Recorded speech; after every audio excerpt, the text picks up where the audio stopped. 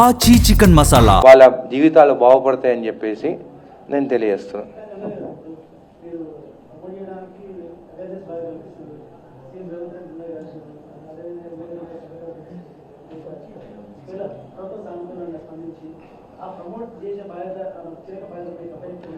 దీంట్లో నిజంగానే మెడిసినల్, నేను చెప్పినట్టు మెడిసినల్ యూసేజెస్, దాని తర్వాత నిజంగానే ఇది బెటర్ ప్రోడక్ట్ అయితే ఏ ప్రభుత్వం అయినా కానీ, రేవంత్ రెడ్డి గారు ఆయన అయితే డ్రింక్ తావడు, నాకు తెలుసు, సిగరెట్ తావడు, ఆయనకి ఇవన్నీ అలవాట్లు లేవు. ఆయన ఎప్పుడు ఆల్కహాల్ కానీ లిక్కర్ కానీ అగేన్స్ట్ ఆయన. మీరు చూస్తే కూడా డ్రగ్స్ గురించి కూడా మీరు చూస్తే కూడా ఆయన 100% ఈగిల్ అనేది తీసుకొచ్చిండు.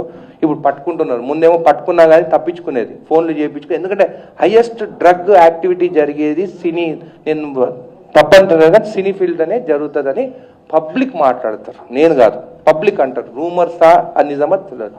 సో నేను ఏమన్నాను ఆ రోజు చిట్ చాట్లో కూడా, ఎవ్రీ 90 daysకి హెయిర్ టెస్టింగ్ ఉండాలి. ఎందుకంటే ఇప్పుడు నువ్వు చూస్తే మూవీస్లో బాలకృష్ణ ఫ్యాన్స్ ఉంటారు, పవన్ కళ్యాణ్ ఫ్యాన్స్ ఉంటారు, చిరంజీవి ఫ్యాన్స్ ఉంటారు. మేము చెప్పేదానికన్నా వాళ్ళు చెప్తేనే పబ్లిక్ ఎక్కువ ఉంటారు. పొలిటికల్గా నేను చెప్పొచ్చు, మాకు పొలిటికల్ ఏముంటే మాకు అపోజిషన్ పార్టీస్ ఉంటాయి, మేము ఏం చెప్పినా అపోజిషన్ మాట్లాడదు. కానీ సినీ యాక్టర్స్కి అట్లా ఉండదు, ఎవరు ఫ్యాన్ బేస్ వాళ్ళకు ఉంటుంది.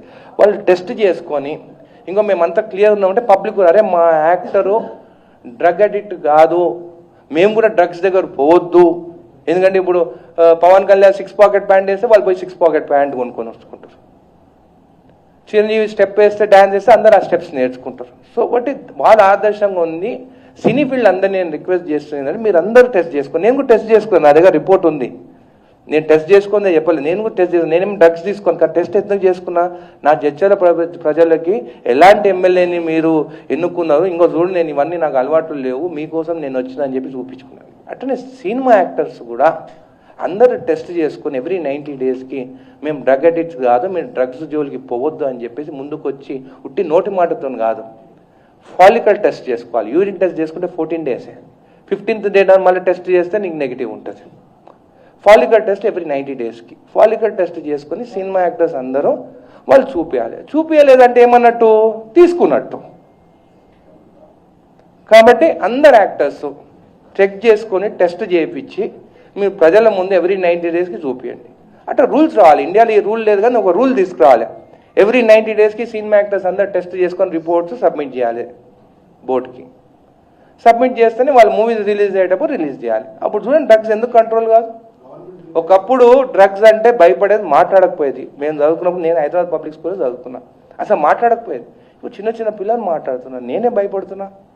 నా కొడుకు నాతో అడిగిండు, డ్రగ్స్ ఉంటాయంట, ఆ స్కూల్లో ఈ స్కూల్లో దొరుకుతాయంట అని అన్నాడు నాతో. నేనే భయపడుతున్నాను. నేను చెప్పిన వారికి, ఎవరైనా నీ దగ్గర డ్రగ్స్ గురించి మాట్లాడితే నాకు చెప్పు, లేదు అట్లా చెప్పినమంటే చంపుతారంట అని కూడా అన్నాడు. ఇప్పుడు ఆయన ఏమంటుండే, ఈ గవర్నమెంట్ వచ్చిన తర్వాత రేవంత్ రెడ్డి గారు సీఎం ఈగిల్ అంట కదా నాన్న, చాలా స్ట్రిక్ట్ అయిపోయిందని నా కొడుకే చెప్తుండే ఇప్పుడు గవర్నమెంట్ గురించి. సో ఒక పాజిటివ్ వేగా పిల్లలు పోతున్నారు ఇప్పుడు.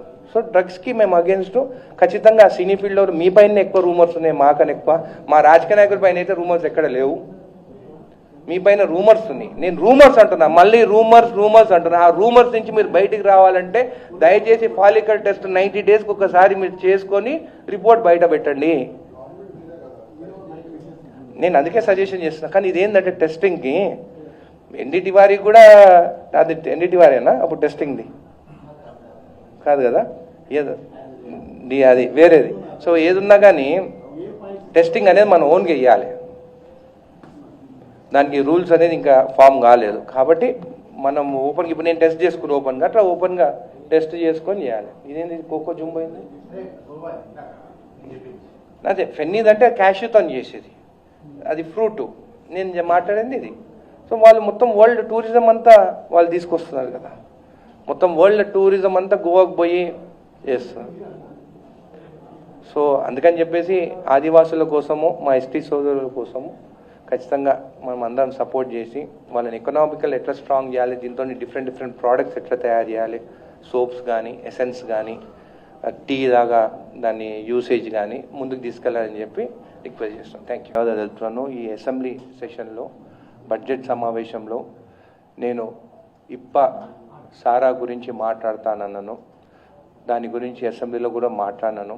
సారా అంటే దాని నేమ్ మీరు కావాలని చెప్పేసి చిన్న చూపు చూస్తూ సారా అంటే చీప్ లిక్కర్గా మన దేశంలో కానీ మన రాష్ట్రంలో కానీ దాని గురించి హీనంగా మాట్లాడుతున్నారని చెప్పేసి, సారా అంటే మద్యము, విస్కీ అంటే కూడా మద్యము, దానికి దీనికి డిఫరెన్స్ లేదు. కానీ కల్తీ సారా తయారు చేసి ఒకప్పుడు ఈ గుడంబా కానీ కొంతమంది యూరియా కూడా వేసి కూడా తయారు చేస్తే దానివల్ల హెల్త్ ప్రాబ్లమ్స్ వచ్చి చాలా మంది చనిపోవడం జరిగింది.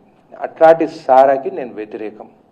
ఈరోజు నేను మాట్లాడేది మన ఇప్ప చెట్టు నుండి ఏదైతే ఇప్ప పువ్వు రాలిపోయిన పువ్వు గురించి మాట్లాడుతున్నాను. మీరు ఒకసారి చూస్తే ఆంధ్రప్రదేశ్లోనేమో చిత్తూరు జిల్లాలోనేమో గంధం చెట్లని నరికి పైసల కోసం ఎక్స్పోర్ట్ చేస్తున్నారు. కానీ నేను మాట్లాడేది పువ్వు చెట్టు నుంచి రాలిపోయిన తర్వాత కింద పడితే మన ఆదివాసులు కానీ మన ఎస్టీ సోదరులు కానీ దాన్ని ఏరుకొచ్చిన పువ్వు అంటే రాలిపోయిన పువ్వు దాని నుండి వచ్చే బెనిఫిట్స్ కానీ దాని గురించి మెడిసినల్ ప్రాక్టీస్ కానీ అంటే మెడిసినల్ దాంతో ఏం యూజ్ అవుతుందని చెప్పి మొన్న అసెంబ్లీలో మాట్లాడడం జరిగింది.